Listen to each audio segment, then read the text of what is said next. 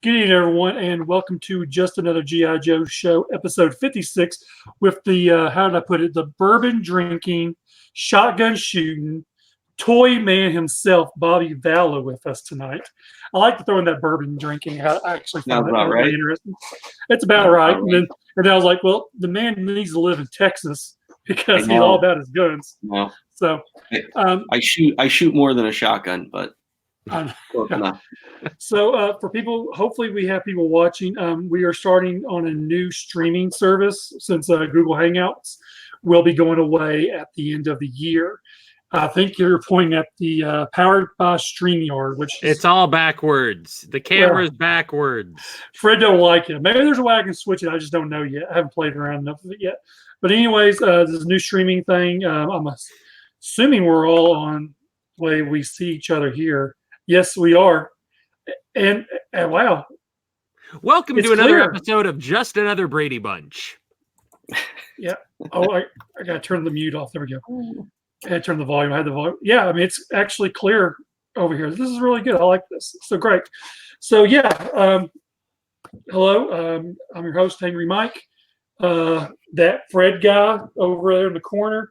And then again, the bourbon drinking Bobby at the bottom. So we're just really going to do, I don't know what we're going to do. Fred had some stuff he wanted to talk about. Bobby had some stuff he wants to talk about. I'm just here to listen as a bystander. So you guys go ahead. Okay, well, that awkward intro was brought to you by the Arkansas Public School System. And viewers like you. You're damn right. It sucked down here. Let me tell you what, though. When we get to bash you on the club, then I'll chime in. Oh, good. You know, so when you actually get an email that tells you that the stapler from Brian's office is now 40% off. Yeah, that's what Michael did. I am waiting for 60% off on his shorts.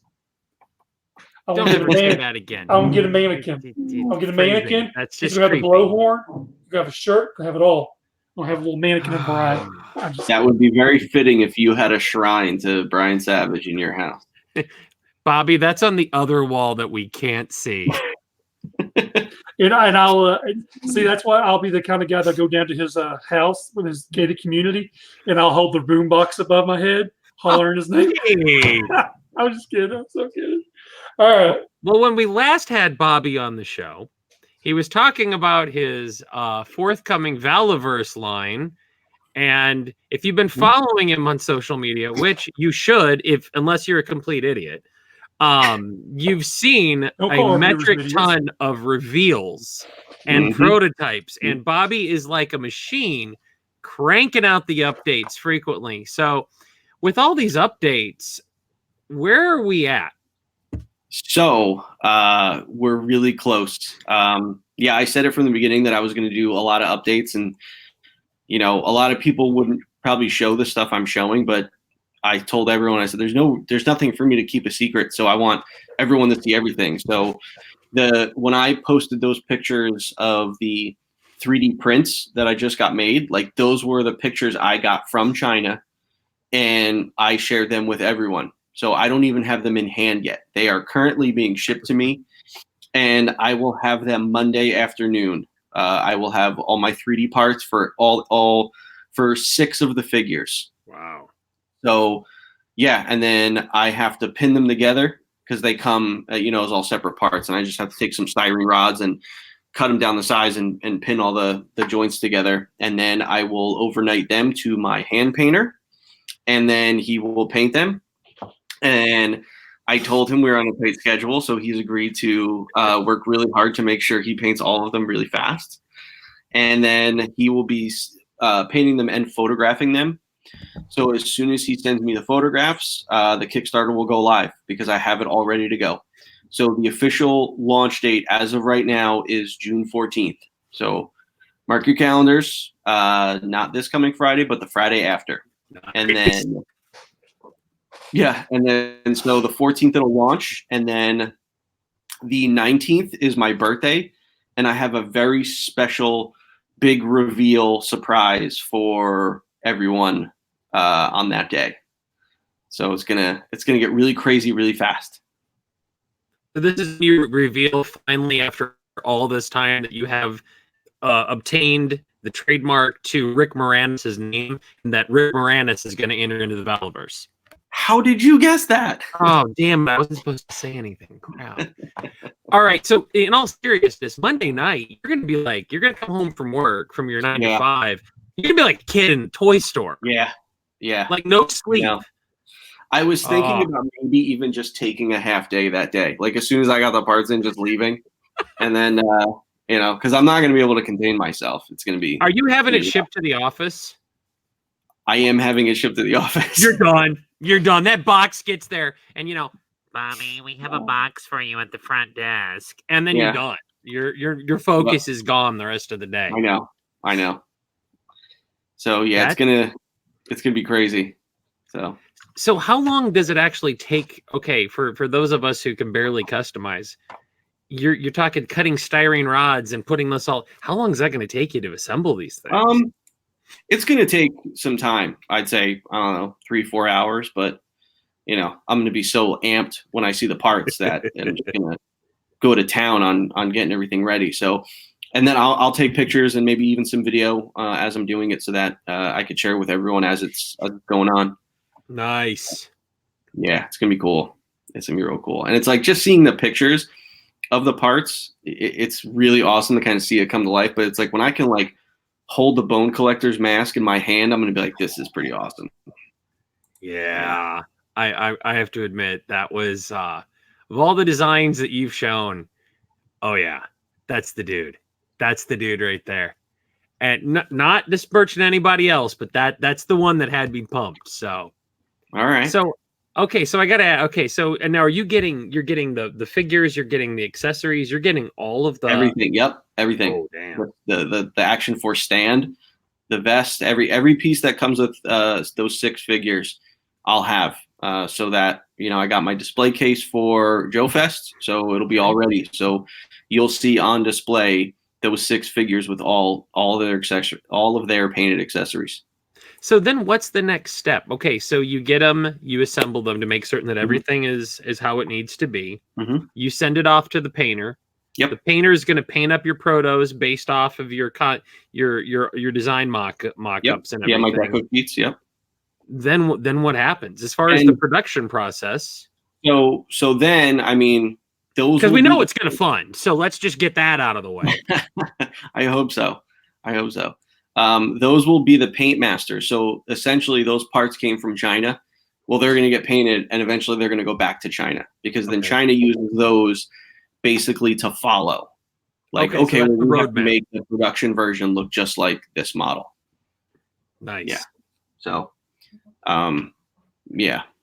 I mean, I'll keep them for a little bit. I'm also mulling over the idea of maybe keeping those as like samples that I just keep in my office since they're the first ones, and then just have new paint masters created for production. Because once the Kickstarter goes live, like I'll have more time to get, you know, additional parts printed and molded and casted the right way, and then painted up again. And you know, there'll be more lead time. Now it's like I was just kind of you know, under the gun to get these parts done because the Kickstarter was so close to happening, you know, because had Joe Fest not been happening, I may have pushed the Kickstarter out, but Joe Fest was kind of like my wall and I got backed up into it. And I was like, well, I did tell everyone I was going to have the protos for Joe Fest. And now I have to have the protos for Joe Fest. So I got some help from a very important person and they were able to get the parts printed in China because I couldn't get them done in time in the US.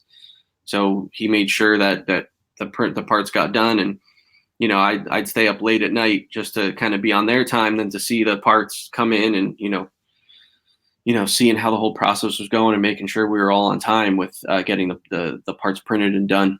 Nice. So then, were these printed by the people that are going to do the tooling, or is this a separate company? Yep. Oh, okay. Yep. Same factory. Yep. So once everything's approved, it goes back to China.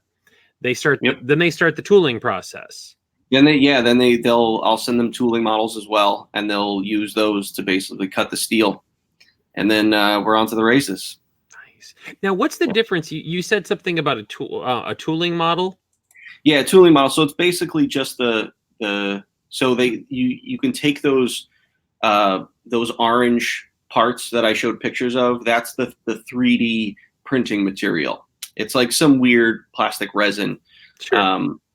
And you take those, since it's a little brittle, and you mold it. You mold it in you mold it in rubber.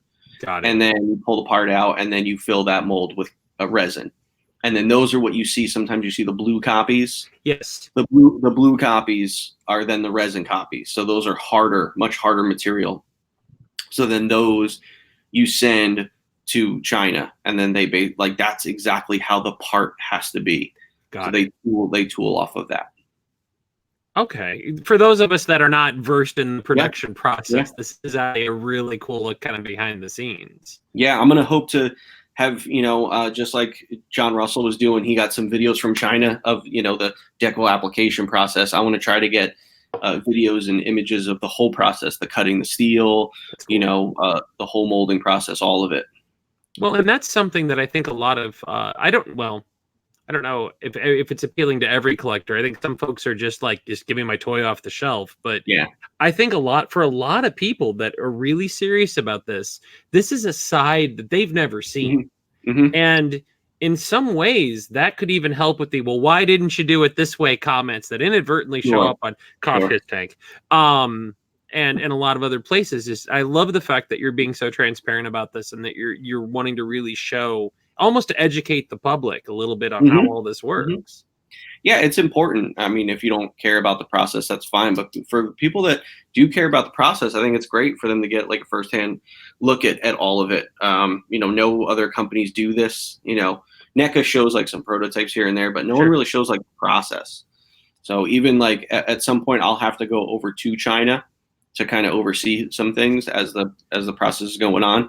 So it'd be cool if I could do like a live stream or something like that from China, is when I'm in the factory, like looking at everything. So that kind of depth and firsthand kind of nature of it, I think people will really kind of enjoy. At least that's what I hope. So what's been the reaction that you've experienced so far since you've jumped onto social media?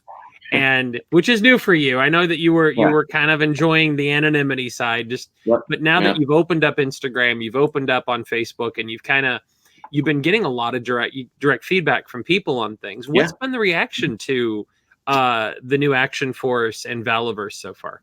I mean, it's all been positive. I don't, I told the people, even if the people have negative comments, I told them they can come and reach out to me, and they don't. But so it's all been positive.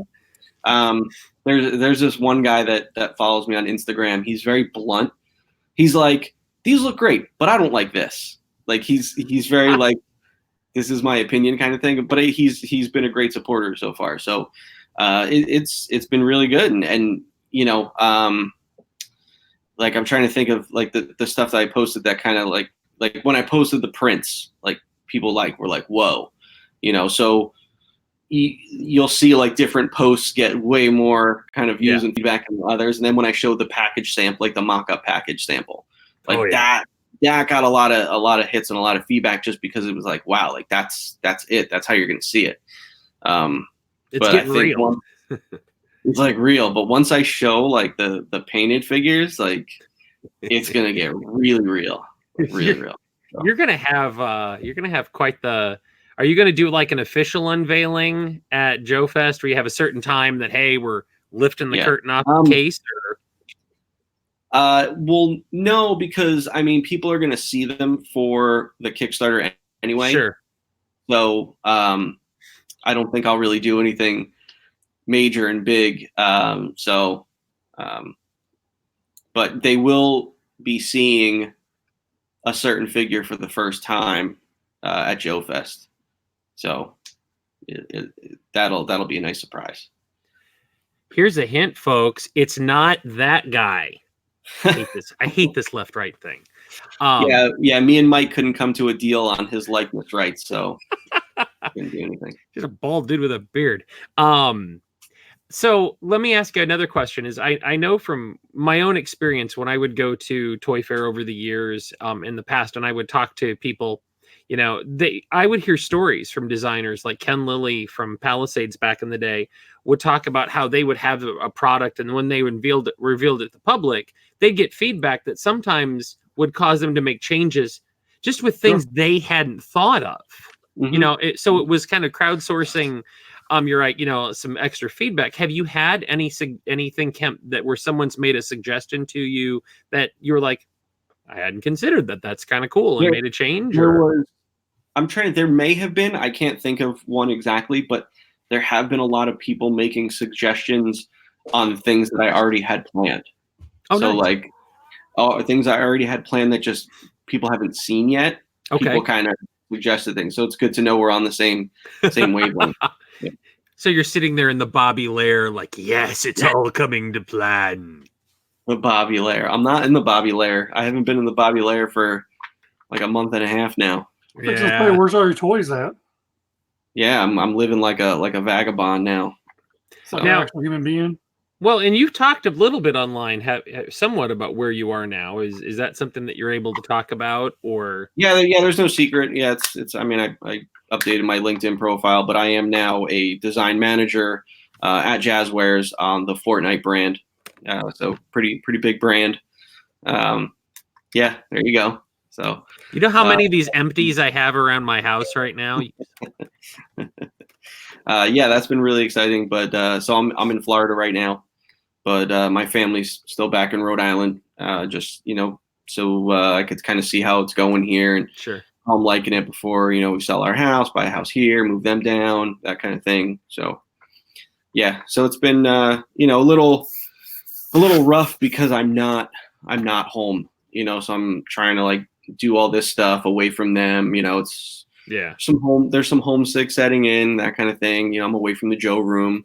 So yeah, it's been a little difficult, but it's all coming together. So basically 6-inch collectors are going to have a hard time escaping you because you were Marvel Legends. There's Jazzwares 6-inch coming out. Yep. And then Valaverse Action Force is coming right, on the heels of all that. So yeah, kind of becoming the 6-inch guy, man.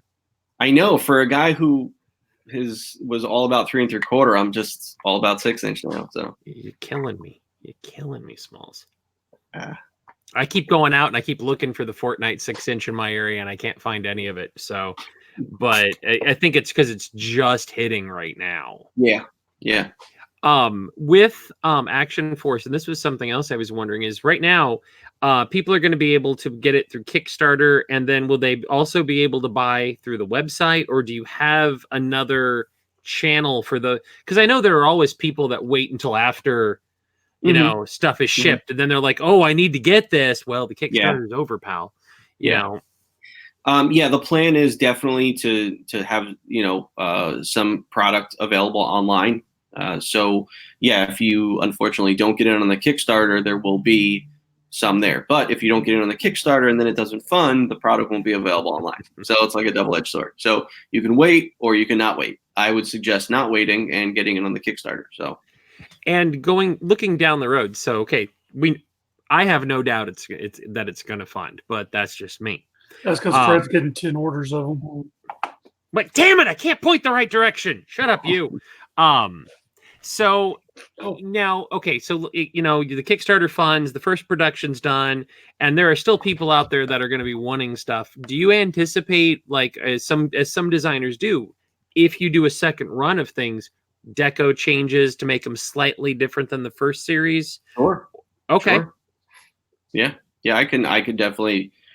It's all mine, so I can kind of make the call. But yeah, we can do stuff like that. So that I like the idea of the people that got in on the Kickstarter, like that's special to them. So if for instance, the Kickstarter exclusive figure, it will be available on Kickstarter. But if there are some left over, I'll have to move that product at a later date. But they won't be getting the exact sort of item that the people that did the Kickstarter got. So it won't be as exclusive. So it'll be different in that sense. So I get another incentive for people who want this stuff right away to get involved on the Kickstarter to mark your calendars for June 14th and, get the credit card cleared out and ready to go. Because Yep. do you have your initial funding goal set yet? Or I do. Yep. You want to tell us that? I'm not saying that. No, I think let that go when it happens. Like a lot of people keep asking me, what's it going to cost per figure? And I've thrown a range out there, but only I know what the actual cost is going to be. So the bunch that I'm saving for the Kickstarter, and that's kind of one of those things. For those that are also considering backing the Kickstarter, it's pretty safe to say that you've got stretch goals planned. I do. And do you think the stretch goals are going to be extra enticing to people who are going to bug their fellow 6-inch collectors to, hey man, get in on this because I really want to unlock that? They are. So I've actually shown a bunch of the stretch goals. People have seen them. So out of everything I've shown, you don't know what is and what isn't a stretch goal. But I strategically did it so that for instance, the first stretch goal is going to be a big stretch goal. That's going to be a big one for people. And then, if I could pull it up right now and look at it, because then I know what it is. But yeah, the lineup I have is pretty awesome. I really hope that everything gets unlocked, because I'm like, oh, well, that's pretty awesome. That's pretty awesome. I'm like, oh, if that doesn't get unlocked, I'll be bummed. So I'm looking at it right now, and I'm just like, okay, well, there's that's the big one. That one's also going to be a big one. Few down is going to be a big one. So there's a good amount of stretch goals, and that's just like I'm just thinking figures, but there's also stretch goals for accessory packs. Nice. It's going to be a nice mix of figure, accessory pack, figure, accessory pack, figure, accessory pack. Well, and your figures are designed to be both individual and troop builders. Some of them are. Some are. Some have that dual head capability. Yeah, so like the good guys, like the Action Force troopers, they'll come with like a balaclava head. So if you want to do the troop builder thing and go against the grain, then yes, I'm giving you that option. The arms are removable. The figure can split at the torso, so that there's more customization for people, even though I want these characters to stay as individuals as they should be. But, customizers are great, and I can't wait to see kind of what people do with them. So it'll be really, really interesting. But, there's a good amount that, the Swarm Trooper's meant to be a troop builder. One of the stretch goals is a troop builder 2-pack. Nice. So that's going to be fun. Good stuff coming. And what's the reaction? 6-inch has a presence with Star Wars collectors. 6-inch has a presence with Marvel Legends collectors, DC collectors, even though that was through Mattel. Bandai had done 6-inch Power Rangers for years. Yeah. Have you seen a reaction from people who pretty much have existed outside of military? In their 6-inch collecting, and what's that been? Mm-hmm. Yeah, no, a lot of like Marvel Legends fans have been, following them social media and things like that. So it's starting to, like, when I make a post, it's getting around to those other groups, not just Joe fans, which is great because, I wanted to make sure that this line wasn't just for, Joe fans, it was for everybody. So, I hope that it does catch on and that, it funds based on a whole lot of people, not just Joe fans. It is made for Joe fans, but not just them. So, well, and there's a real void of 6-inch, or was that 1/6 scale? 1/12 scale. 1/12. There's a real void in 1/12 right now of anything military. There is. That's why I went after it. And so you're really kind of carving out your own path in there. I mean, there's superheroes. Yeah, I mean, I kind of said it from the start. Like, when I was thinking up this whole process, I was like, well, what scale do I do? And right now it's like there's a lot of people playing in 3 3/4. Plus with Marauders has kind of military corner as far as 3 3/4. And then if, whatever Joe comes out, if they are going to do 3 3/4, who knows, who cares? But You know, if they're going to it's, do anything with Joe ever. Yeah. But yeah, 3 3/4 is kind of cornered right now. And plus, you know, after working on Marvel Legends, I saw that a 6-inch figure is more bang for your buck. It's more profitable. It's just a better figure. You can do more with it. So it's like the cost to tool a 3 3/4 inch figure is almost as much to tool a 6-inch figure. So That blows my mind. You might as well just put the cost. That's why the Marvel 3 3/4 inch died. So, you know, you might as well just do a 6-inch figure. I know that the 3 3/4 inch diehards, I've had a lot tell me like, well, I like this line, but I'm not going to get into it because I'm a 3 3/4 inch diehard. It's like, all right, man, if you want to stay in a scale, it's going to eventually die off. That's fine. But I mean, Jazzwares did bring back the 3 3/4, and I'll be interested to see now that they have 6-inch also if there's going to be any cannibalization there. You know, because what we ran into on Marvel was both scales couldn't live together and one died. Now, but if you look at Star Wars, they're doing a good job keeping both scales alive, but at the same time, they really dumbed down their 3 3/4. They went to 5-point articulation, but then they brought back highly articulated Black Series 3 3/4. So Star Wars is a weird amalgamation. So and Star Wars is is in kind of a weird space right now, I think, anyway, as far as, is it really targeting kids anymore? Is it going more adult? Exactly. I think as a brand, I don't feel it knows where it is. Yeah.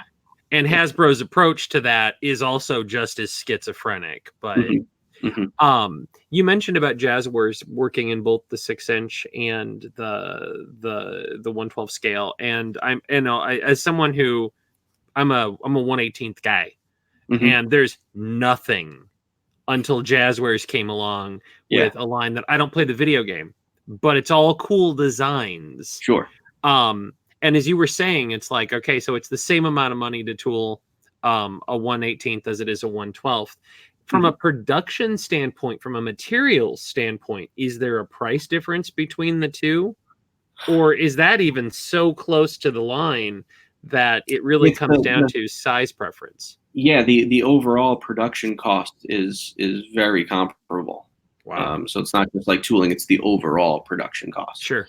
So, you know, I mean, look, if you think about it, trying to think like John's figures were $30. You know, Boss Fight, they're around like 25, 26. Sure. So it's like, if I can do mine at 30, then it's like, well, that's really, you know, not that far off, you know? Yeah. So it kind of gives you an idea, you know? It's kind of like when the club first started doing the FSS, Mm-hmm. their figures were more expensive than Mattel's Masters of the Universe Classic. Yeah. Which were bigger and honestly heavier, more solid pieces. Now, there was some plastic materials issues that came out with Mattel stuff over time, but I'm kind of seeing this now. Now, I mean, there are advantages to both scales. So with 1/18, you can do more, like you could do vehicles and play sets and things like that if people still cared about that. Exactly. And that's what I fear is, you know, like G.I. Joe started off as a vehicle line and the figures were just made for the vehicles. But now it's like people care more about figures nowadays. I mean, look at Star Wars Black Series. Why did the TIE Fighter not do well? Well, because it was the size of a small child. Exactly, because they're too big at that scale. But then if you look at things like what we were doing on Marvel Legends, like Deadpool on the scooter, Ghost Rider on a motorcycle, Professor X in his hover chair, that stuff does well because it's still displayable. Yeah. So did you work on all 3 of those or just 2 of the 3? I worked on all of them. I didn't realize you did Ghost Rider. Yeah, the whole vehicle lines, all of them. So Ghost Rider, Black Widow, Wolverine, Professor X, Deadpool, and my favorite, Captain America. So basically, the Bobby Shrine in my house is inadvertently the Bobby Shrine. Do you see? Well, that cap hasn't come out yet, has it? No, it hasn't. I can't wait.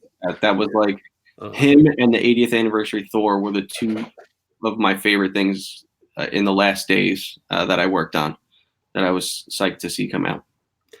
Do you ever see doing anything similar for Valaverse? Maybe just the motorcycle type size accessories and kind of holding the line there? I have plans. Oh, good. Okay. I figured you did. I just didn't know if this was something you were. Well, I mean, step one is making sure this all funds and this Yes. becomes a hit. But if it becomes a hit, yeah, I'm definitely gonna look into vehicles for sure. Very cool. Yeah. Because I mean, if you look at like the evolution of 6-inch figures too, I mean, Marvel Legends, when they started out, they came with highly detailed bases. They came with comic reprints. And if I remember, when I first bought the first wave of them from Canada, because I couldn't get them in the US and I had to have them right away, I think I spent like $10-12 a figure. And that was much higher than US price at that time. And since then, costs, everything have gone up. But at the same time, you're getting extra heads, extra hands, you're getting so much gear. Whereas a Marvel Legends figure, pretty much the stuff was all there. It all snapped on them, with the exception of Cap, which had a shield. Yeah. So, what's the most surprising reaction you've had to the whole concept and the whole reveals and everything so far? Is there one figure that you were like, man, everybody's gonna love this, and then they were like over here with someone else? Or so the Bone Collector was one that he was, I think, the second figure I designed, and when I was started to kind of release the character art and show the characters, I was a little weary to show him, because I was like, are people really gonna dig a dude with a skull mask? Like I thought it was almost too far-fetched. Like I thought it was too kind of out there and crazy. Do I need to run in the other room and get like Skeletor and some of these? Well, that's the thing. If you think about someone like, the greatest villains that were skull masks, like look at General Kale. Look how awesome General Kale was. But like when I thought about it like that, I'm like, all right. So then I was still nervous when I debuted the Bone Collector, and then he's been like a huge hit. And then Eclipse was, you never know how the female figures will do, because like on Marvel Legends, like the females really didn't sell well. They were kind of peg warm. Yeah, so it's like we only did like one per wave and that kind of thing. Yeah. So having a female in the line, I was like, oh, all right, and then I showed her and people like loved her. So those two were kind of a nice surprise. So that was really good. Here's the other question for you: is I know a lot of people got to know you as a designer initially through your work with Joe products. That's where they kind of realized, oh, this is the guy who's doing this, as opposed to faceless Hasbro designer who's churning out incredible Marvel Legends, but they never got to know him. And I know you've got a good connection with the Joe community from going to JoeCon and things like that. What has been the reaction from the Joe community to Action Force and in a larger scale? I mean, I think it's been pretty great. The majority of people, I think, have been really awesome about it. There's there's always going to be trolls and negative people out there. You leave Mike alone now. It's just kind of funny. It's funny, when I see it. It's like, listen, I can spend time like talking about the people that are negative about it, but I remember the people that are negative about it. So when their name on the invoices. When the Kickstarter is going on, I can see everyone who makes a purchase. You don't think I'm not going to remember that kind of stuff? So if you're negative about it and you're making a purchase, I'm going to laugh about it. And if I see you at Joe Fest, anyone in particular comes up to me and tries to say, hey, this is so great, I'm going to be like, well, I remember you were talking smack about it early on. So how do you feel now? But it's fine. Everyone's entitled to their own opinion. It's okay. Sure. But everyone has been like, for the majority, been really positive about it. It's great. Like, I couldn't win over all the Joe fans because of the 3 3/4 inch, size difference. But I think a lot of people are saying really nice things. Like this is what we've needed. This is going to be like kind of like the future of the Joe line, or military figures or 6-inch figures in general. So if I can just kind of make a little bit of an impact, I'm doing things on this line that other companies aren't doing. And things I tried to do at Hasbro that couldn't be done. Like, for instance, now I will say this, that we are looking into it. I'm not saying this is 100% going to happen, but I've already talked with my consultant and the factory, and they've assured me that it could possibly be done. But I always hated on like double elbows and double knees why I'm seeing pins. The shoulders are injection molded, so you don't see the pins. Same thing on the wrists and the ankles. Why can't we do it on knees and elbows? So the thing with the injection molding is you can only do it on one pin. So my figures, the plan is we'll have double elbows, double knees, but you're only going to see one pin on the arm. So it's like you won't see both pins, you'll just see one. And it's most likely going to be the lower one. So you'll have to get your tattoos updated. I have to get my tattoos updated. But yeah, so you won't see that pin. It'll be more of a streamlined process. So it's like little things like that. Like I want to do differently that I know could be done. And I tried doing it at Hasbro, and no one was, down for it, or the factory said we couldn't do it, but it can be done. So it's little things like that hopefully this line kind of makes an impact in toy process. That was actually going to be one of my next questions is what were some things that you learned in the design and manufacturing process on Legends that you were able to basically do, and improve? Whereas is that the only thing, or there's some other little things as well that you maybe, either you don't want to reveal, or? I'm trying to think if there was other things. I mean, I'm still looking into things like, like on Marvel Legends, you have the disc and the ball on the neck, but you always see like the joint in the neck. And I never like that. WWE does it like a double barbell, and the head kind of swivels on it, but I don't think you get a great range of motion. But since these guys are going to need to look down like the barrel of a rifle, your head's going to need to get that tilt back. So I'm right now keeping the disc, even though I kind of wanted to do something that kind of hid that a little more. But I mean, as the process goes on, I mean, the factory I'm working with, the consultant I have, is like very knowledgeable. So we're going to try to do some new updated things. I mean, even when it came down to the butterfly joint, like I didn't want that, but the masses did. And at the end of the day, it allowed for the figure to get into a combat pistol pose. So that's why I was like, okay, let's do it. How much of the design was actually shaped by the need to assume realistic military style poses? Whereas a lot of lines, I mean, let's be honest, a Sniper Joe is kind of awful because they never work. You know what I mean? Like the Snow Job, that figure that came out, I shot her. Pretty much he can lay on the ground next to his rifle, and that's about it. How much of your design was shaped by that need to do this sort of posing? I mean, it was always there. I wanted to make sure that they can get into the poses, but also you could do so much more in a 6-inch figure that you can't do on a 3 3/4-inch figure. So, you can have the same kind of articulation on both figures, but 6-inch you're always going to get a greater range just because it's bigger and there's more room for the joint to move. Okay. Yeah. This is exciting me because, again, just when you talked about, you had a post up about the pistol grip. And I was like, that, because so often it's you can't quite get it. You either had harnesses or something that cut into the shoulder. The arm couldn't swing. And I know Marvel had Marvel Legends at one point, I think was with Toy Biz, had originally experimented with shoulders that came forward, and it never. The original Iron Man was awful. You could, he was hollow when he put his shoulders forward to fire and things like that. So you've worked to alleviate a lot of this all the way through.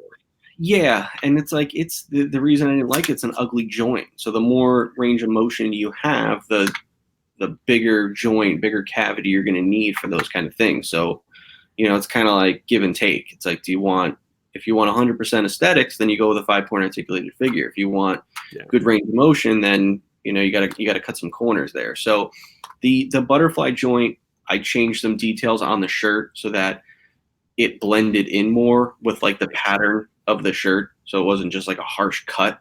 So, that in that sense, things were changed to accompany the articulation. So does articulation tend to align with natural design points, so that we don't get like in the 25th anniversary of the first Duke and the suicide wrists, where it's like, okay. I mean, that's just the evolution of action figures, back then, yeah, some things were done so well, but it's like you saw how that line evolved. I mean, I think it was Dave Proctor that came up with rocker ankles, and I think rocker ankles are like the greatest joint ever. So, when you saw in just a few short years, I mean, shoot, 2007, 25th started, but then by 2010, they were doing rocker ankles on the Pursuit of Cobra stuff. So, yeah. So, Pursuit from 25th to Pursuit of Cobra, big jump. Like two separate lines. Yeah, big jump. So, yeah, things evolve. I mean, even look at, I think it was on the Jungle Viper and Low Light. They had the wrist articulation, but it was real fat, like right here. Yeah. Because it was too new for 3 3/4 to do that. But then by the time you got to like Retaliation, you had more streamlined, discs in the wrist. It looked a lot nicer. Now, and I don't know if we can get into this yet, but the factory that you're using, is this a factory that has worked? This is a toy factory, I'm assuming, like a lot of these are. Do they have experience in this scale? And is that even important? Or is it more just a matter of working with someone in the US in the design process? How important is that? So I believe, I'm not 100% sure, my line will be their first 6-inch line. Okay. So, but they are a factory that specializes in collector action figures. Nice. So they are aware of the process and what needs to be done to make a great product. So and they're used to a Kickstarter type line and what that entails in terms of and who I'm working with. I have no doubt this is going to be a more streamlined process than say other people. Like a lot of other Kickstarters ran into a lot of factory issues. I don't think I'm going to have those problems just because of the factory and the people that I have involved in it. That's why I was just fixing to ask if there was going to be, because there's been a lot of these Kickstarter programs are having some serious delays on getting their product. Like take for example the Larry Hama figure. Yep. We just got an update last week. I think I got an update. Did we? Yeah, to check your spam, dude. You don't get any of your emails. I give up on that. When it eventually shows up in my mailbox, right, I'll go chalk it off as a win. I've considered that money flushed away by now. It's kind of like I look at a lot of the Animal Warrior Kingdom ones. Everyone's wanting to do one all of a sudden, all these different conventions and other toy stores.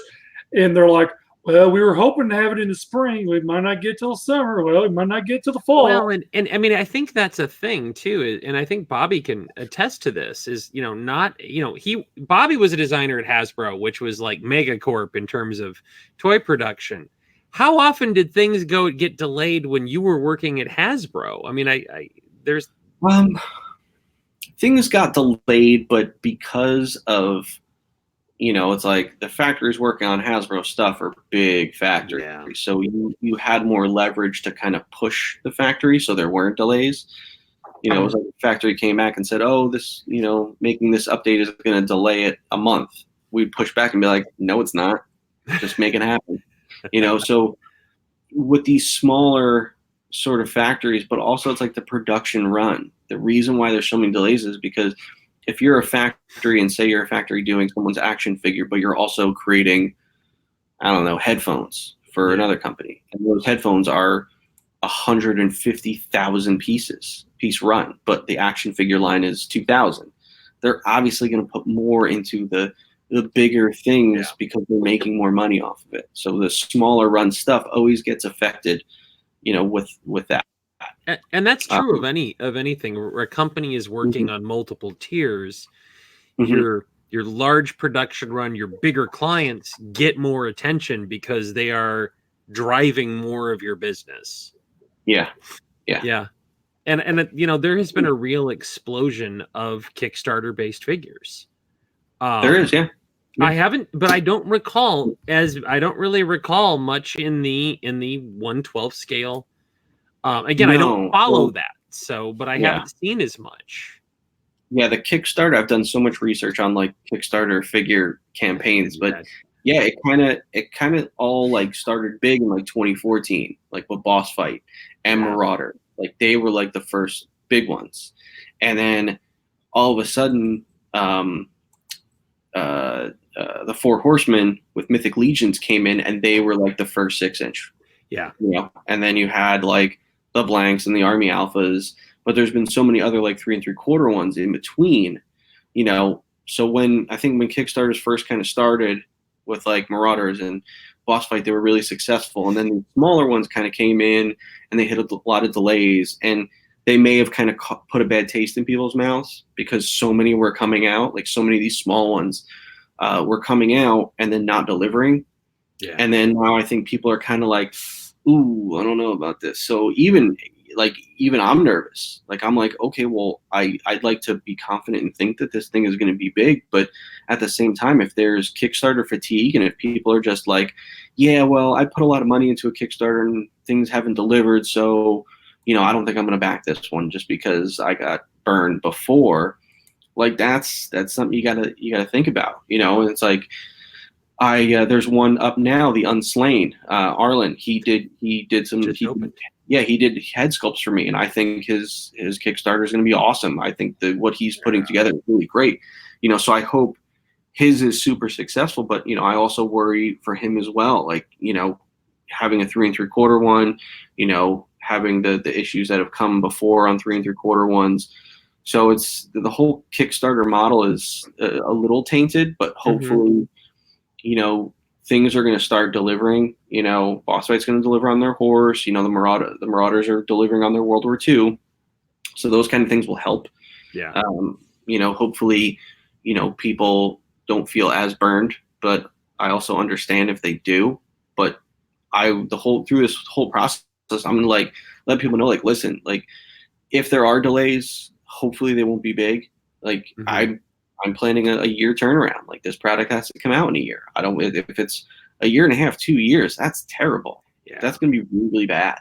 Do you feel that your background working as you did and on the projects and on the type of the whole, working on the seeing the manufacturing process and all of that, Hasbro do you think that gives you a little bit more of a logistical advantage in the terms of you're coming into this with very realistic expectations of the different steps and how long everything takes?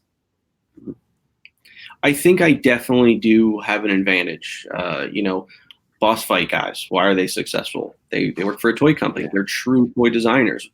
The Four Horsemen, true toy designers. So, some of these other smaller ones, it's like, I think it's great that people are coming out and saying, I want to create a toy line. And I think, it's awesome that they're putting in the effort and they're making it happen. But at the same time, if you're not from that business and if you don't have that experience, then it could make things a lot harder for you, later. So there's more of a learning curve that you have to go through. Yeah. So it's like someone doing a Kickstarter may not understand what a tooling copy is or things like that. And then when the factory starts asking, like, oh yeah, we need, the packaging die lines, or we need tooling models, or we need deco sheets and things like that. And they're like, wait, so how does that all happen? Like, and then I could see where there's that sort of disconnect. But I think it having the experience definitely helps for sure.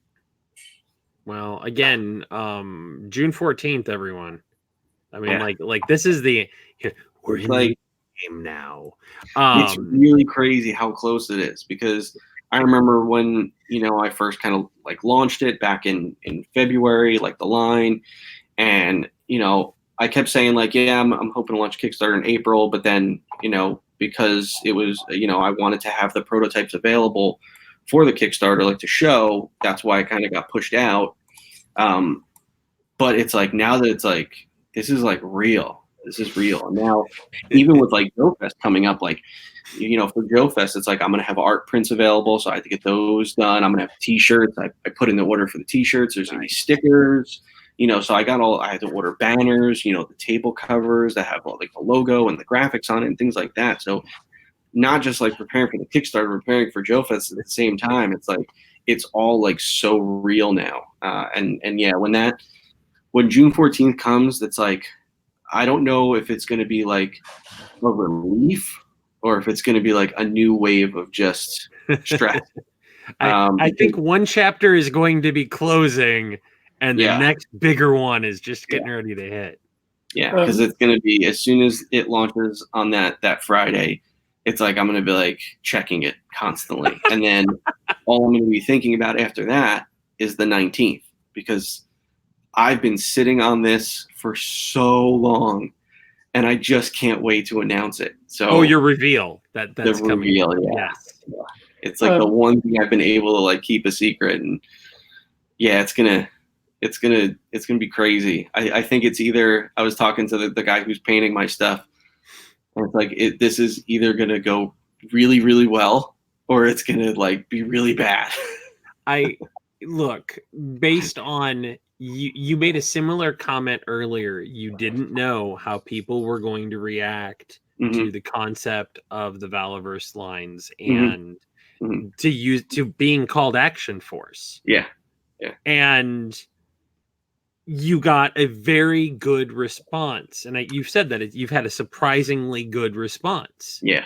So, or I shouldn't say surprisingly good. You were surprised by how good the response is. I think your big reveal of Rick Moranis is going to be. I think it's just going to fall in line. I think you're going to take an excitement level that's here and push it up to off frame up there. Yeah. And I think that you'll find, again, your supporters, you're building this core of supporters. And I think a lot of it is due to the transparency that you've done, where you've done multiple podcasts. You've done, you've done our vidcast several times. Well, you're also like an unofficial host, but you know what I mean? You've been so open about this. Whereas with some Kickstarters, and this is not a criticism of anyone, but some people, I think, have that tendency of they want to keep out all the cards to themselves. And it puts a distance between themselves and the people they want to support it. Back when the club would do FSS launches, they wouldn't show prototypes. Sometimes they would show digital mock-ups. Yeah. You are waiting until you have, prototypes to show.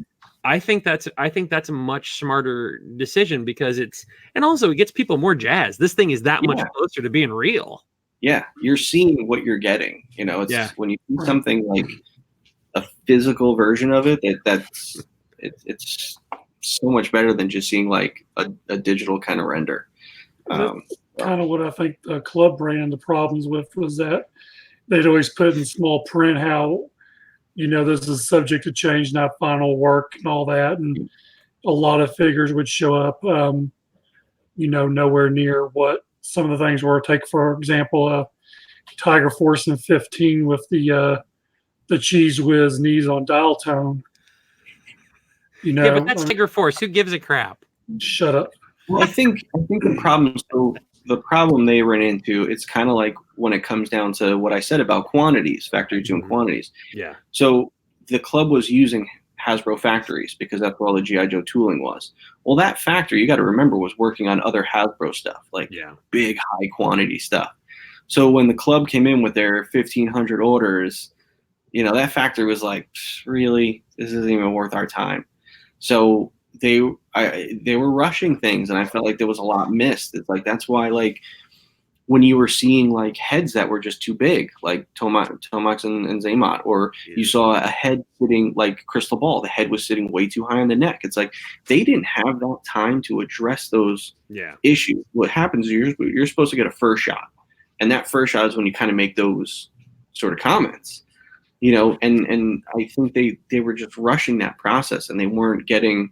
By the time they were getting samples, they're like, well, we're kind of already packaging, and you're making this first shot comment, so we can't really change anything. Or who knows if the club was even making that comment, but I don't know. But all I know is there was a lot of like, QA issues with that stuff that could have been done way better. But it's also involved in the process. The club guys weren't going over to China. It's like, I'm going to go over to China. If something's not right on the product, I'm going to sit there until it's right.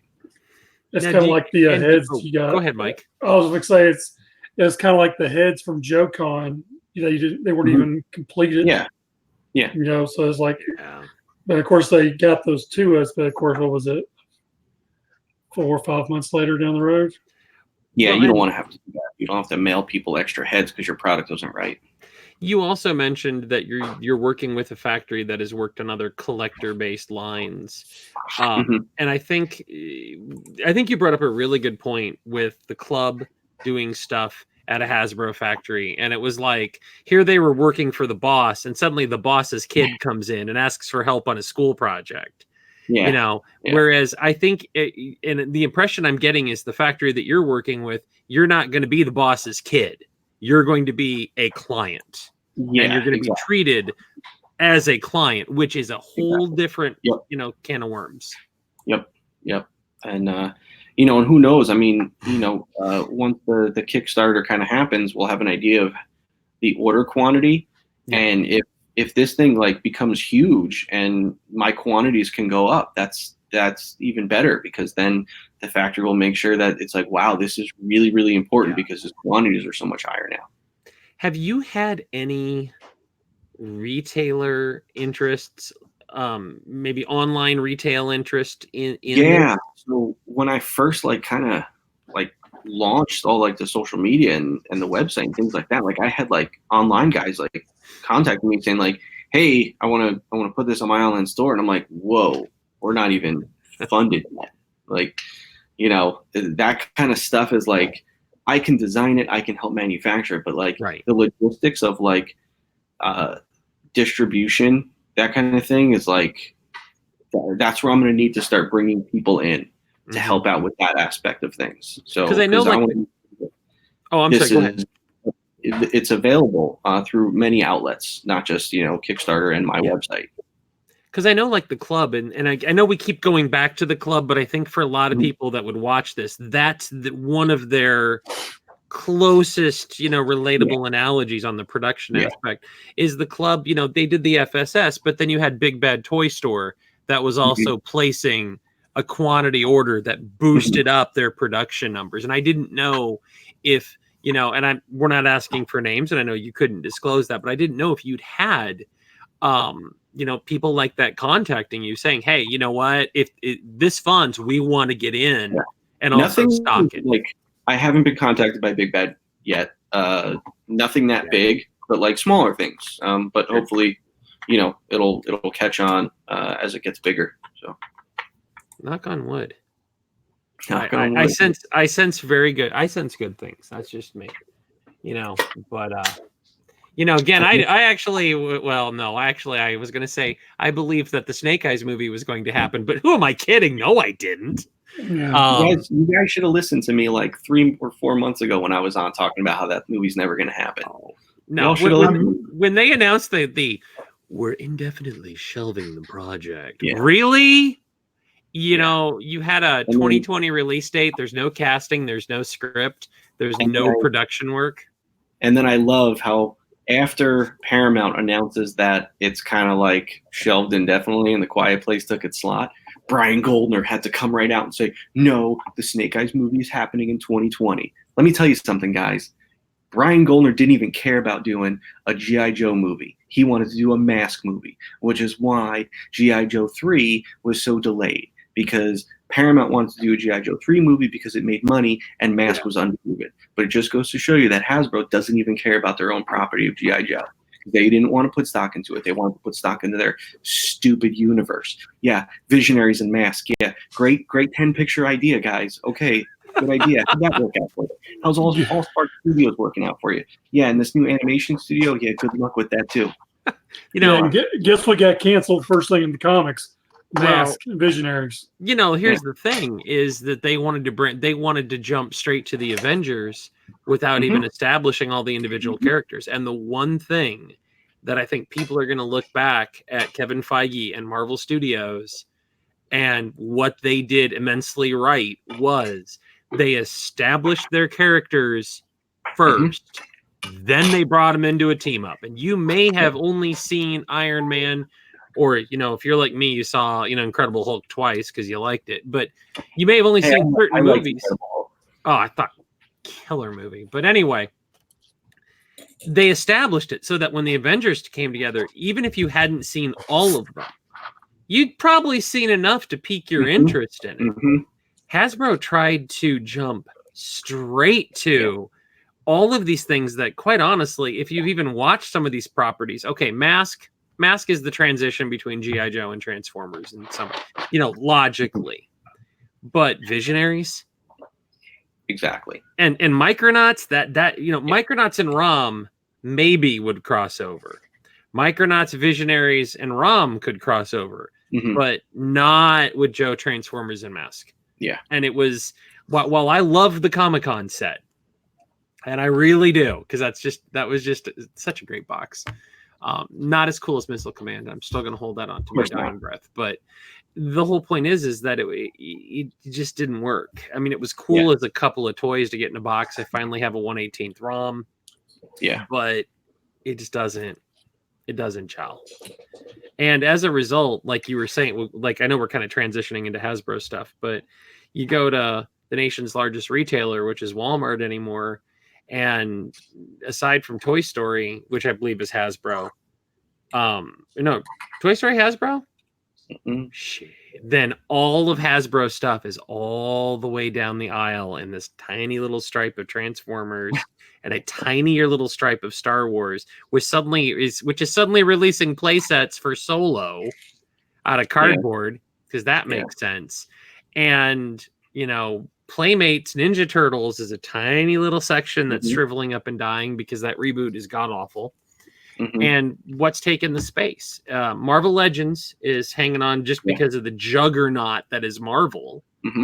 And it's Fortnite. It's Fortnite. Not even Jurassic Park. Yeah, Jurassic a lot of stuff that was planned for retail went to Amazon. Yeah, and I got the Indominus just because I really like giant dinosaurs, and that was an Amazon exclusive. So it just shows that Hasbro's has basically. I like to say that Jazzwares is eating Hasbro's lunch these days, because I know 3 3/4 guys that are eating up Fortnite, 1/18 stuff like crazy. Yeah, it caught on quick, really quick. And I still disagree with the occasional person on Amazon who's like, I can't figure out how to put these tiles together. Really? That's why it comes with an instruction sheet. Really? You can't figure this out? And you have children, and you've been allowed to breed unsupervised? Yeah. But that's my little rant for now. But no, again, to get back to things, Bobby, I think you're gonna do. I watch a lot of Shark Tank lately. And in fact, I just watched Neil's episode when he pitched. It was because we started at the beginning and we're watching all the way through. Okay. And I just caught back up to when Neil pitched. Neil Hoffman did Bench on the Bench, and really? The thing that you always hear on there, and you hear it from Kevin O'Leary and you hear it from Mark Cuban, is that you have to find a niche, you have to find a void, and create a product that fills that void, where there's a demand for something that just doesn't exist. Yeah. And I think that's what you're doing. I think there's the Joe community crowd that's been clamoring to make Joe 1/12 scale. This was started by His Tank years ago, and they will not let it die. They shouldn't. And shut up, Mike. And then other direction, Mike. And then there's the Star Wars, the Star Wars Black fan base, and there's Bandai did with their Power Ranger stuff, and then Hasbro's doing Power Rangers right after Bandai dumped a bunch of product in the same scale. But there's no military. Nope.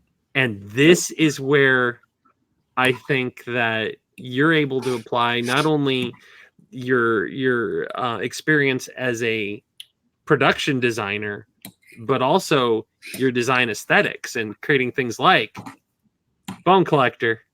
Love that guy. And I love the fact that you dropped a Willow reference, by the way. That was very cool. It's like one of my favorite movies. Oh, anybody who doesn't like Willow can just stop watching me.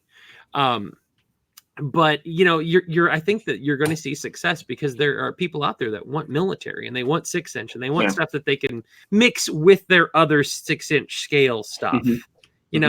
I have no doubt on Instagram, when you start to create the Action Force hashtag and people are, Action Force figs, and you're starting to see people post pictures of their figures when they get them, that you'll have Deadpool or Cable or some Star Wars mixed in. I think I think that will be exciting for you too, is to see your stuff right alongside the others.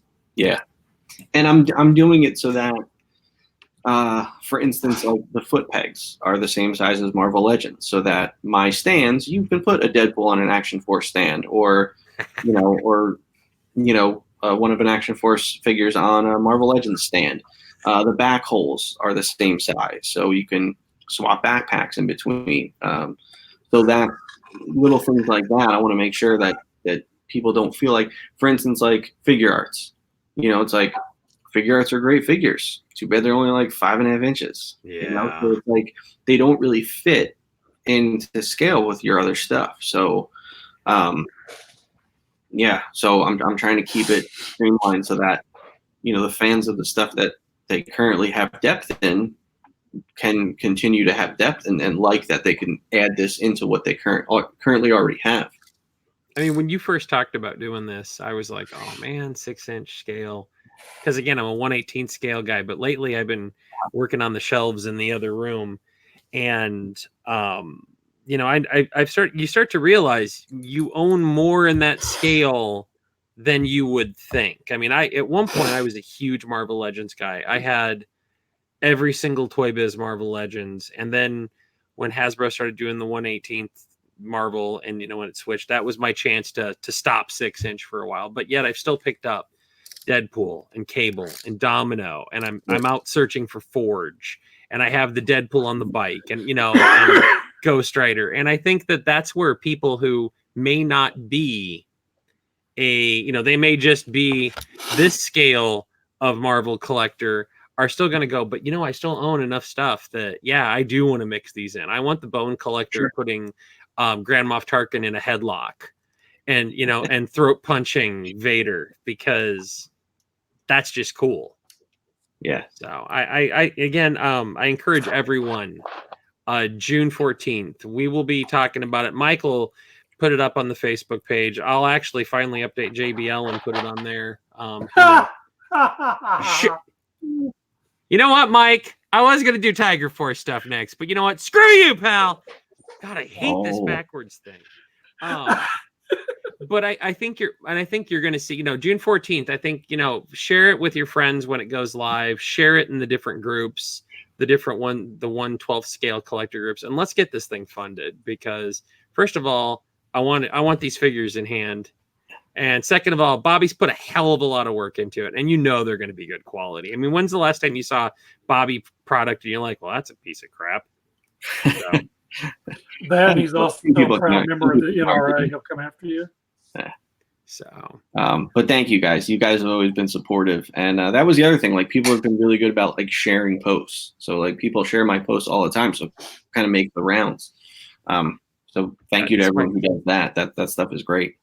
Social media is I had a feeling was going to be really good for you to promote this, because when people get excited about something, rather than sending an email to your buddy and telling them to go to a forum post, I'm freaking sharing.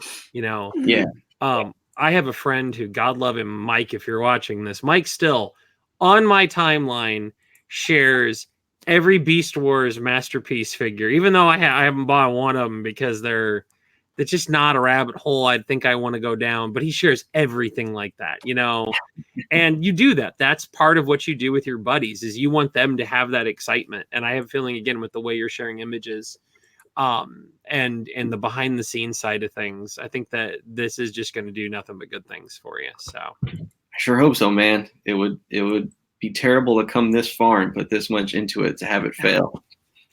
I'd crawl under a rock. No, I think no. You know what you'll do? Having known you for just as in the couple of years I've known you, you will brush the dust off, and you'll attack it even harder. We'll see. You get knocked down, but you get back up, man. I don't want to have to attack it a second time. I just wanted to go smoothly the first time. Yeah, well, yeah. It happens. I mean, Mike wanted to play, for the LA Lakers. Look how that turned out. Yeah, me playing, period. That's it's funny you should mention that. I've noticed, and this isn't a Kickstarter, but it's Indigo. Is that what it's called? Indiegogo. Indiegogo. If you remember, Fred, let me find it real quick here. And by the way, I still want to have an intervention on how many times you've seen Endgame. 6 right now. Dude. My goals. Remember, I don't know if you were on that episode or not. I think you were. Brian Shear. I don't know if I pronounce his last name. He started Indiegogo, the new book he's doing. Nice. And it was funded completely 100% in 9 hours. Wow. There have been I'm an RPG gamer. Don't care if people judge. I'm a nerd and I know it. But Savage Worlds will fund a new expansion, and when Savage Worlds does a Kickstarter, they've already done all the production work for it. What they're doing is they've done all the pre-production. They're just ready to go to print and delivery, and as a result, their stuff funds, a couple hours, and then everything else is just pure stretch goal madness. Just to point out real quick on this, I was talking about. It's called Gunship Thunder Punch. It's a great name for a band. It is actually a comic about a spaceship robot that transforms. So it's kind of a crossover of Transformers and space.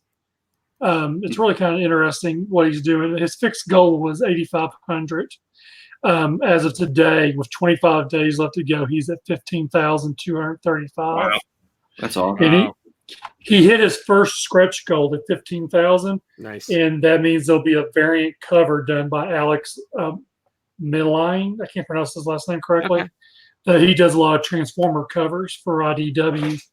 So I'm hoping, and there's a lot of, granted, these are comic books, but, here as of late, newer comics have been getting funded really fast. So I would think something new that hasn't been happening as of late for military, and really, when you put yours out there, you put a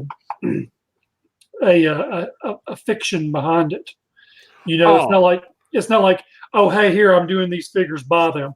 No, you put a story, you put a map of the United States, and made Texas the worst one of all of them. Well, Bobby didn't just put out a line.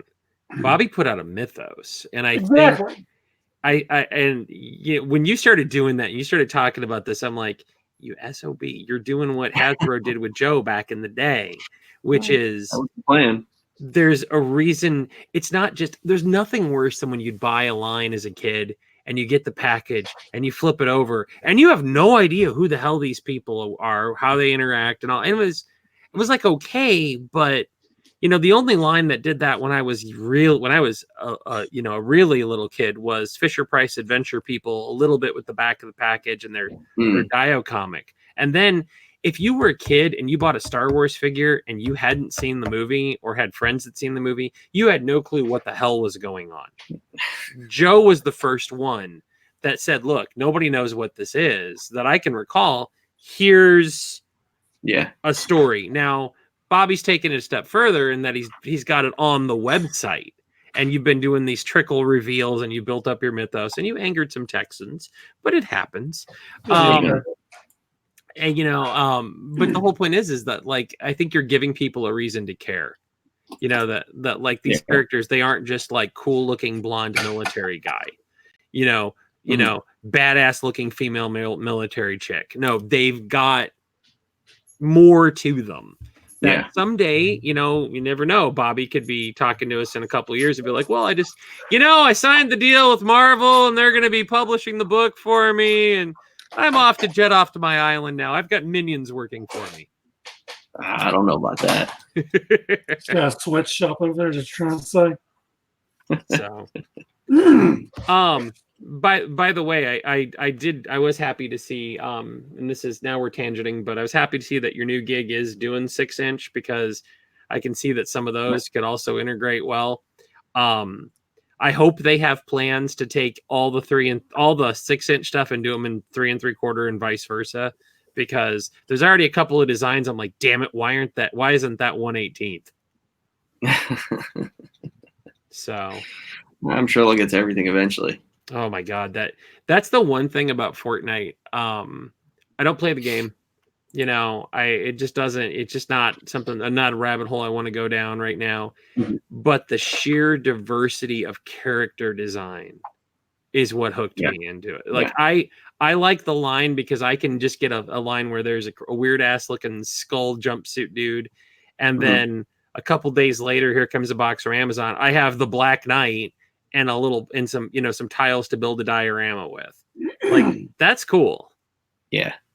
So I'm happy to see that at least you landed in a place where you could do some additional good in the figure world. So Yeah, it's been fun so far. So hopefully I can kind of help come in, make an impact, bring some of my expertise to the table, and keep making awesome product. And hopefully I do have to ask, how do your coworkers? Have you talked to your coworkers about any of them about Valaverse? Are they pumped for it? Or is it kind of weird? Yeah. A couple people have asked me about it, and then I remember I was hanging out with a couple guys, and I was talking about like, I got this thing on the side that I'm doing, and they're like, oh, what is it? And I said, he goes, hey, I know what that is. I've seen that before. I didn't even know that it was me. So that was kind of funny. That's a sign that your viral marketing approach is working, is you're getting it out there where people will be like, hey, have you heard? Oh, that's you. You're the dude. It's a very cool. Dude. All right, Mike. You wanted to talk about stuff. I interviewed Bobby, man. I was going to say something. I know where we found it. I have a feeling it's something about Tiger Force, something about Savage, something about being angry, something about Endgame. I'm always angry. For people who haven't kept up, apparently Hasbro to establish a fully fledged vehicle production studio for animation. Did you read up on that, Fred? Nah, it's not going to happen. I doubt it. Just like the Hasbro to open up a water park with the G.I. Joe theme activities. What? Hey, does anyone remember the hub? Oh, yeah. Yes, I remember the simpler times. Let me ask you, what was the last Hasbro thing that they developed in-house that had longevity to it? Remember when they made that big announcement about Allspark Studios? Oh yeah, what did Allspark do? Nothing. Well, and Nothing. The hub, we didn't get it on cable, so the only way I saw Renegades was finally I just bought it. Yeah. But when it came out, I had friends that were downloading it and burning copies for me in the days when you had to do that. The only thing that had longevity, My Little Pony wasn't a hub property, was it? Friendship is Magic. Can't remember. But Transformers Prime, I remember. Yeah. It was the only thing that I can remember that went more than a season. Here's the problem with Hasbro. I was just talking to someone about this recently. They need to remember, like, stay in your lane. Remember what you're good at. You're a toy manufacturer. You make toys. You could still do things, but stop having an ego and just partner with people. Yeah. Paw Patrol. Paw Patrol was created by a guy at Spin Master. What did they do? They partnered with the biggest children's television station ever, like Nickelodeon. Like, obviously, I want to do that. I want my thing to get out to the most people. Why doesn't Hasbro go to Nickelodeon or Cartoon Network? You know what they did? They went to Netflix with what? Stretch Armstrong? Hey. Oh. Did anybody, and I remember Walmart had the toys. Those lasted for a minute? Yeah. Way to start that partnership off on the right foot. Yeah. With Stretch Armstrong. Good call, Hasbro. They just made terrible decisions. Hey, good luck with Power Rangers. Good luck. Yeah. And right before, and I remember, the big announcement about Power Rangers, and I think it was even Kirk Bazzigian is like, yeah, you know what? Why spend money on properties you already own and develop things you already own when you could go have brand envy and buy somebody else's for all of this cash and then realize you spent a ton of money on a franchise that is nowhere near as big as it once was. And then start putting stuff out that just can't done being put out. So today at the GameStop we were a different GameStop. We were out running errands. That Bobby And, owns a corner in. What now? No, this is not Bobby Corner one. That's the one in town. Okay. This was one up in Peoria, but so they have like this is at a mall, so it's a smaller store. They have their action figures crammed in the corner. They had both the Hasbro White Ranger and the Bandai recently, because Bandai was freaking smart about this. Bandai went, okay, we're gonna be done soon. Yeah. So why hand the new guy a clean landscape? Let's release 6-inch figures of everything. And they flooded the market. Yeah. And so retailers bought their stuff, and then they choked out Hasbro. Yeah. And honestly, I'm going to be honest, aside from a shinier plastic on theirs, and I'm not as big a Power Ranger guy as Mike is, I know, but that White Ranger looked pretty good in theirs. Which one you talk, Bandai or Hasbro? Bandai. No, Bandai's is a great figure. He looked a little more durable, and they were the same price. So do I care about having a Tommy head, or do I care about some of the extra bits that Bandai had? I'm like, I'd probably get the Bandai. Plus, he was he was $2 cheaper. The funny part about all that is that you're exactly right. They pushed out, like GameStop all of a sudden became like the drop stop for Bandai Power Rangers. Well, because Toys R Us died. I've picked up the Legacy Morphers, both of them, for they were going for like $100 and some odd a piece. I picked them up for $50. Yeah, it's I mean, it's like the figure. Like I went to GameStop earlier today, matter of fact, and when I looked, it was nothing but. I mean, there must have been 15 black boxes of nothing but Bandai Power Rangers on the shelf. Well, and when I worked toy retail, so back when I moved to Boston in the late 90s, I worked at FAO Schwarz for several years. And that's when Power Rangers was like huge. It was in the late 90s. It was kind of the end of the original Rangers era, but I mean that you couldn't, when new stuff came out, you couldn't keep it on shelves. You know where I saw Hasbro's Power Rangers debut? In the cardboard things that Walmart shoved in the aisle with stuff for Easter baskets. That's not your feature space. Yeah. And that just said to me, it's like they spent a lot of money on a property when you have, like Bobby said, stay in your lane. You've got this crazy good catalog of properties, especially with buying Kenner and some of these others. Develop those. Develop those and do something. They went to Netflix. They went to Netflix with Stretch Armstrong as an original. You can't watch any of their old series on Netflix. Mm-hmm. Yeah. That was with Vimeo for a while. And thank God if you purchased them on Vimeo, you get to keep them because all that partnership went away.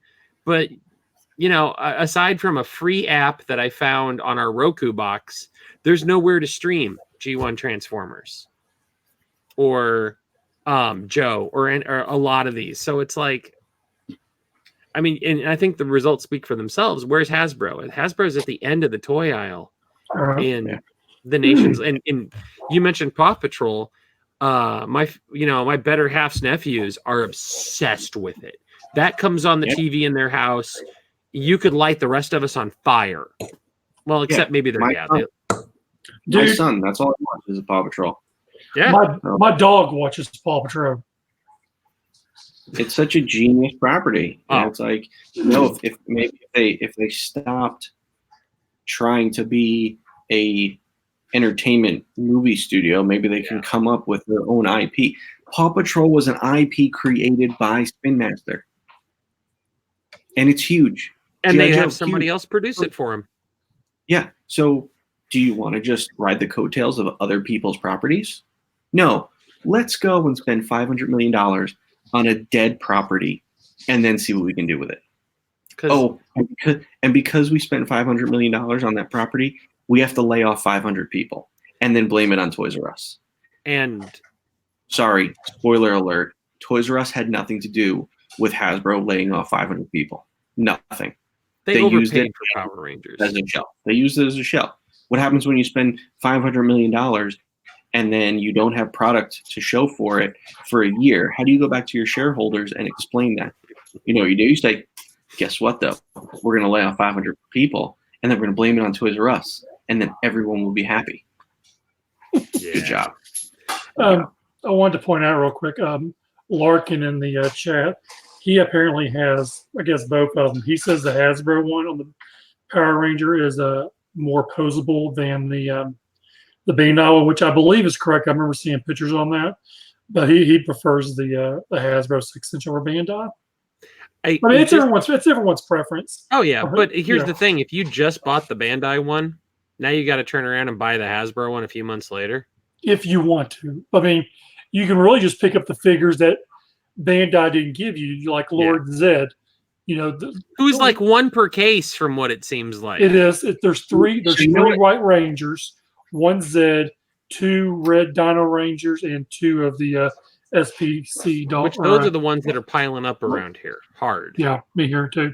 What sucked about Lord Zed is I was at Walmart the other day and I was looking at Lord Zed and I was looking at the White Ranger. I prefer the Green Ranger, but I was looking at Lord Zed. I'm like, wow, it's a really nice looking figure, and I held it as if I was going to buy it. And then I thought about it for a second. I said, this is the reason why I'm not at Hasbro anymore. Yeah. And I slammed it back on the shelf. Like I was like, no.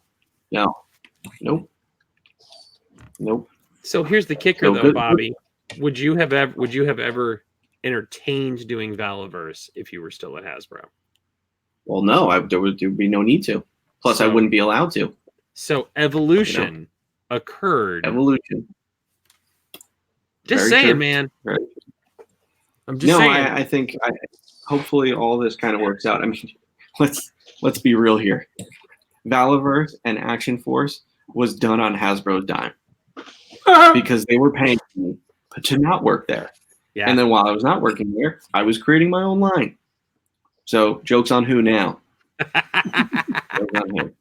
Oh, and in the meantime, I also took some of their trademarks. So they paid me to take their trademarks. I was gonna say that action. Well, okay. Do you guys remember a time? Would have been. It was right around Attack of the Clones, whenever that was. So early 2000, early 2001, maybe. That when Hasbro was releasing the Real American Hero Classics collection, or those ones that were the 2-packs, the repaints, they had lost a couple of copyrights. They lost them to Leonard and other companies. For a while there, they didn't have the Baroness because the Baroness was released by another company in a 12-inch line. It wasn't the Hasbro Baroness, but it was a figure called the Baroness.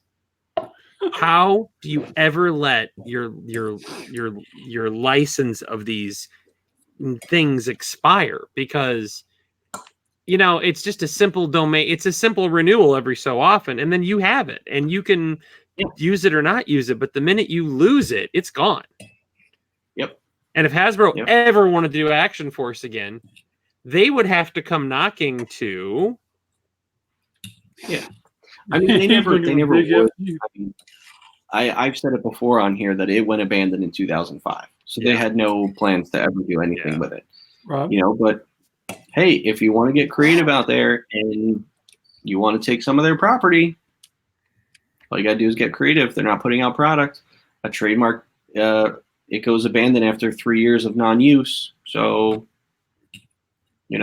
So we can probably expect some sort of token gesture with G.I. Joe in the next couple of years. Well, yeah. So those other third parties that they license Joe out to that do those like stylized, smaller figures. That's why they're doing it. That's what keeps things like Snake Eyes and Destro and Cobra Commander and Duke alive. So I bought exactly. Hey, you know who's abandoned? You know who's abandoned? Serpentor. You know what else is abandoned? Tiger Force. Just saying. I need your guys' information right now. You send me your account. I'm going to give you some. Ladies and gentlemen, Bobby just dropped the mother of all bombs, Serpentor. It's not hard. All you got to do is look it up. The problem is it costs $1,600 to file for a trademark. Then you have to use it within 2 years. For its intended use, correct? Like if you do a trademark for a figure line. Yeah. So basically, me being a dick and grabbing Tiger Force just to spite Mike, I would have to do something with it. I couldn't just sit on it and bury that forever. You can sit on it. I thought about taking Tiger Force. I thought about it, but I was like, no. It's like bunch of losers. I've taken enough, and at the same time, it's like, yes, this is kind of a GI Joe ripoff, but at the same time, it's not a GI Joe ripoff. Well, and I think too many trademarks it would only foster those comparisons. The name Action Force to me doesn't, because I didn't grow up in the UK, because it's not like Chris McLeod and those guys that grew up with it. That was their Joe. I'm aware that it was the European Joe team, but I don't have that attachment. So when you say you're taking Action Force, it's basically you're using the name, but for something brand new. Yep. And the name denotes that these are not a bunch of guys who sit around in a coffee shop drinking lattes and, talking about, their lawn care service. Yeah. I mean, if Destro was available, I'd put a Destro in my line. Oh, hell. That's it, because that's such a great name. It's such a great name. I mean, honestly, if you have to go with names and Joe, Destro is probably, because it doesn't sound like anything else. It hints at destroy.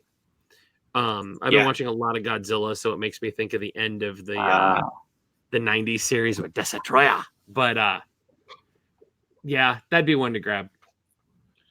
Nobody wants Tiger Force. Yeah, they do. They all want Tiger Force.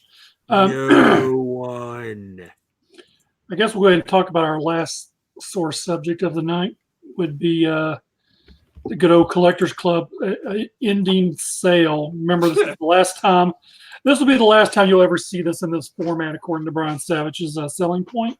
The never-ending sale, where Brian is now selling off his stapler, the cocktail the coffee-stained napkin that he used to sign an FSS contract on.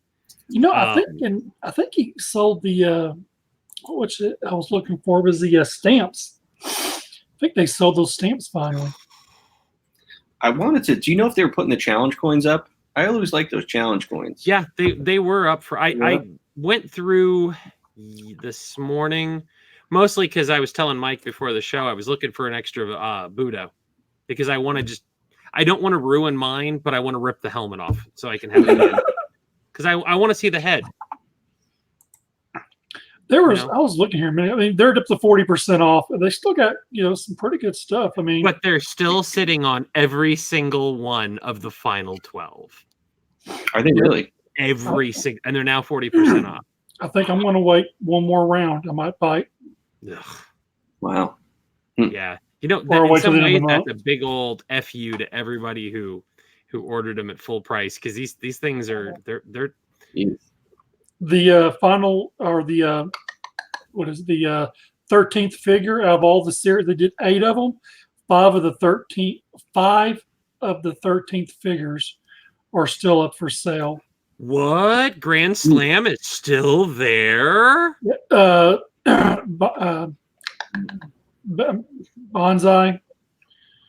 Bonsai kind of doesn't, from a design standpoint, Bonsai doesn't deserve to be there still. What hurts Bonsai is the fact that he had literally no media presence. It's just harder for people to have an attachment to him. Let's see, Hollow Point, Duck, Grand Slam, and Blackout. Blackout. They're still up there. Even the free figure from 2016, Air Raid's up there. It's up to it's down to $54. Well, that's because they wanted to charge too much for him. And then I paid less than that on eBay during the convention to get Air Raid. Excuse me. Looking here right now, the 3-packs, both of the 3-pack female troopers, $88.20 for 6 of them. So that puts them 10, 12, 13 bucks a piece, I guess. They're neat. Mm-hmm. And I actually enjoy the fact, I know some people didn't like the fact that they're a stylized female form. To me, they're J. Scott Campbell artwork. Mm-hmm. They're right out of Danger Girl, which I kind of like. I love the Danger Girl G.I. Joe crossover. I'm not going to lie. That was a lot of fun. they still got to come down because you're getting 3 of the same mold with just different heads. Their cost on those had to be lower because there wasn't a lot of difference in them. Yeah, it's a hard pill to swallow. And looking at the final 12, all 12 of them, $315.60 for all of them. Yeah, as opposed to the no Vaseline included original price that you had to bend over a table. Right now, that puts them at $26.30 a figure. Wow. Then you got let's see, the 7 FSS 7. You got Jinx. You got General Hawk. You got Cobra Commander, and Treadmark. Let's see, 30, 30, 30, and 36. I know why General Hawk is still up there. No, I wasn't going to say nothing. I'm surprised you went so fast. If the club didn't disappoint you so much, you'd have such less content to put on your show. I know, right? Well, you wouldn't have an Angry Mike show. You wouldn't have an Angry Mike show. That is thanks to James Kavanaugh. Just so you know. The weird thing was, I remember seeing this is like when the club put up the posters from, look, it's their inventory. They can do whatever the hell they want. And you can charge whatever you want for something, but it's only worth what someone's going to pay for it. Yep. But when they put up signs that were used in the lobby to tease, product for the convention at $100 a pop, and we're talking not vinyl banners, we're talking on freaking paper. Oh, dude, we're talking. They were trying to get some of them things $250. So let me hold on a second. We're fine. Mike, what would stop you, since you own some of those, from printing them off yourself? What, the Tiger Force? If you waited until if you just said, "Hey, don't buy the Zombie Viper one," because you know what? Once the club is dead in 2020, I'll sell you I'll make prints of the Zombie Viper one for cost. Cost plus shipping. Here's the funny thing is that I have saved a bunch of those images to my phone, and I want to send them to my guy over here at the UPS store. Does all my stuff for my convention. Yeah. And I'm like, hey, just print this off on 11x22 and let me know if it's blurry or not. There's something they'll probably print off just fine, and it's the same. You can even send them to Walgreens and have them printed on a plastic hardback. And anyone can do it. Why pay that kind of money? Hey, you said was it Bushido you wanted? Budo. Oh, Budo. I think it was Bushido. I want a separate one because like I said, if I only have one and I'm going to significantly do some, to try to tear the head off, I don't want to screw up the one I have. Yeah. Bushido. So I want to see his head, damn it. I just want to see that the head without the helm. It looks cool. Bushido and Overkill are up still. Bill Cosby's still there. Bulletproof's there. They're all $30 right now. I was surprised that Overkill was still up because I know Bobby's not a fan of that complete design, but I freaking love that figure, man. Especially Rick. Rick is the one that killed me. Before I ever opened mine, Rick was posting pictures on Instagram. It's so badass. You should have just let me do the version 1. I'd take either one, but I actually prefer the one that they did. I'm kind of the rare version 1. I wasn't as into. I didn't really collect Joe when that one first came out, but I remember when this one came out. So, what did you pay for your Vector X30 fighter jet when we got it for you? Were JoeCon? Was it 60? What is it now? 80. I still paid less. I think you paid 60. I paid like half. Yeah, I paid. They cut it to 50%. It was Brian's son was bringing him out. I'm like, that and that Sky Strike. The Sky Striker is the one that I was not expecting to get. But I want to tell you right now what will be the last thing that will go 90% off and probably still won't sell. Those damn jetpacks. That's exactly right. Them jetpacks. Yeah. I was thinking the Battle Force Polar Battle Bear. That was my other pick. Was that it was going to be the jetpacks and the stupid snowmobile because, Because That's three. And you know what else is going to go 90%? Club magazines. They did for the Transformers. They were $10 a piece when this sale started, and I looked, and I've got every magazine. Well, I threw away. I used to throw them away in the beginning. Then it's never kept it. But then I want to fill in a few of the gaps just for the comics. Like I want to get the ones I don't have or that I threw away from the Adventure Team comics. But that's it. Those Cobra stands are down to $3 for a 3-pack now. Yeah. And They then still got a lot of 12-inch products left over. The one thing that surprised me, so my cat gets me up every morning at like 5, so I can never sleep past 5. And I was going through there this morning. They had clear Joe and Cobra 25th era stands. They've had those. I never noticed those before. I might pick up some of those at some point because they're just kind of cool. Yeah, they had those for a long time. But that's, because I hate the retaliation dog tag stands. Oh, they're so bad. Ugh. And I want to at least have some consistency. I can use the clear ones. I don't care. So, or I'd give a clear one to one of my Wraith variants because he just looks cool. Fred, don't spend your money. I have bins and bins and bins full of blank stands with no names on them. We'll talk, buddy. I'll bring a bag to Joe Fest, dude, and I'll bring you much beer. Actually, I have to verify that I can fly with this because I want to get there's some bourbon I want to bring down to you from Illinois. Ooh. I know how to keep the man smiling. Yeah, and just so everyone knows, like I will accept gifts at my booth. Especially bourbon.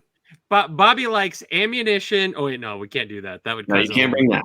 Can't bring that. Bobby takes generous donations in the form of libations at the hotel bar, bottles of said fluid. That accuse you of bootlegging when you're going to be leaving.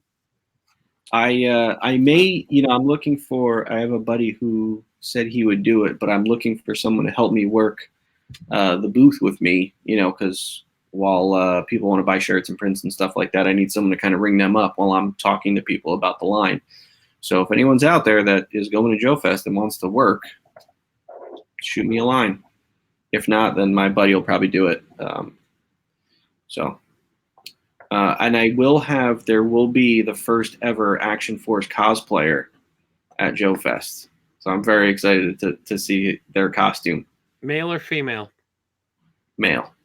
Okay, I was curious. Yeah. Although when I was on What's on Joe Mind on the show, you can hear me talking to Joe, and I told her that I was like, if you need a costume idea, Eclipse is a pretty good costume. You might know a guy who could send her extra artwork for reference. Yeah. By the way, before we sign off, did anybody else order the Marauder, the agency ops with the Theodore head? I didn't. Okay, are you guys not fans of John Wick? I'm just asking. I mean, I am, but that yeah, that is pretty crazy. I was digging that a lot. I won't lie. Amanda took one of them because apparently my better half is like, I didn't realize how much she was into Wick. And I came home and I'm like, what? Why is this torn open? And she's like, well, I wanted one for my desk. So she has a little John Wick. Mm-hmm. So. How far do you think? I'm sorry, Bobby. No, go ahead, Mike. No, you go ahead. It's fine. I was gonna give you guys, because I never really give you guys like sneak peeks on things, and I always give them like Chris and stuff. But it don't matter as much as Chris. I'm working on some new character art because I haven't posted a new character in a while, just because I've been so busy like getting the sculpts done and things like that. But I'm working on the next female character that's going to be in the line as well. So since you can't see my screen, I took a picture and maybe you can kind of see Bobby, her. Can you hit the share screen button at the bottom? Well, you can see her there. Oh, dude. So that's her. So I'm working on her. So hopefully, in about a week, I'll be able to post her because I got to finish, drawing it and then send it to my buddy to color and then post her. So, but That's she'll awesome. be up. She'll be up before the Kickstarter. Is she included in the Kickstarter? She is. Nice. Real quick, because I'm trying to, for those people who again haven't been paying attention, how many are going to be no names, but how many are in the initial Kickstarter assortment? 5. Okay. 5. And- And one of them is a Kickstarter exclusive. So when the Kickstarter starts, you'll only see 4 figures, and one of the figures of the 5 will be blacked out. So you won't see him until the 19th. So you can buy him early, or you can wait till he gets shown. Well, if you want to complete the set, might as well go ahead and buy it, get it over with. I was going to say, but if you want to Yeah. ensure that there are stretch goals met, you might as well just throw down right away. Yeah. Don't wait. Just throw down, good. people. Get the You set, and then start scoping out your stretch goals if you want some troop builders or any of the rest of that. So. Yep. All right, Mike. Are you calling it? Yeah, we're done. I like Yeah, how we're Mike done. concludes. Yeah, we're out of here. That was a nice send off. I got some neighbor kids to yell at. Get off my lawn. All right. We're actually scheduled for our next episode in 2 weeks, which is the 14th. Unless Fred wants to do it on his own, I will actually be out of town at a convention in Cincinnati. So I will probably either Fred will do it or we'll just have an off week. But I can pretty much walk you through this. It's so simple now. It's so simple. I could even do, if Bobby's open for it, you've launched your Kickstarter. The Kickstarter will be live. Yeah. We could do a We'll do that. Kickstarter launch episode. We'll talk. Because We'll it'll launch the day before. So. Yeah. So Yeah. it's your chance to get out. You just get on and just talk about whatever you want. Yeah, if you're going live by the 14th, the 15th is the day after. So, yeah, because I'm going to My Little Pony convention again. now I'm going to Pete's RoboCon in Cincinnati. Oh. You know, Pete St. Clair used to work for the club. Yeah. Yeah, this is his convention he does in His second year. third. Third? Yeah, this is not technically in Cincinnati, but literally the hotel where it's at in Kentucky, it's right there on the river, and right across the river is Cincinnati. Nice. So yeah, I'm going to it. I didn't get to make it last year. That's when I had my first surgery. I just wasn't able to travel that far in a car for so long, and then walk around and all that. So, but yeah. So I guess Fred and Bobby will be on in 2 weeks. I will be gone. We'll talk and we'll let people know if that's something Bobby wants to do. Otherwise, you're going to get me, and I'm not that interested. Oh, he wants to do it, don't you, Bobby? But anyways, appreciate y'all tuning in. It looks like I've been going back and forth between this and YouTube and looking at everything. It worked really good, and the images are more clearer than before. Ooh. So they can actually see us all the way through. We can just figure out this whole left-right thing. I got to play around with it some more. So again, my watch is on my left hand. I do like that it doesn't jump back and forth between who's talking. Yeah. This is why I like that you can change it up. To put the Brady Bunch motif is a lot nicer. So you can change it up like this right here. That was horrifying. Yeah. That was like I was watching King of Monsters. Yeah. Can we make yours smaller? Like your window smaller? Nope. It's hard to. But yeah, that's it. So we're going to sign off. Thanks for watching, and we'll post somewhere on social media what we're doing and who's doing it in 2 weeks. All right. Thanks for watching. Again, everybody, remember, 14th, support this damn angle. Support this Kickstarter. This has to happen. Bone Collector will be mine. Have a good night, guys. Thank you, guys.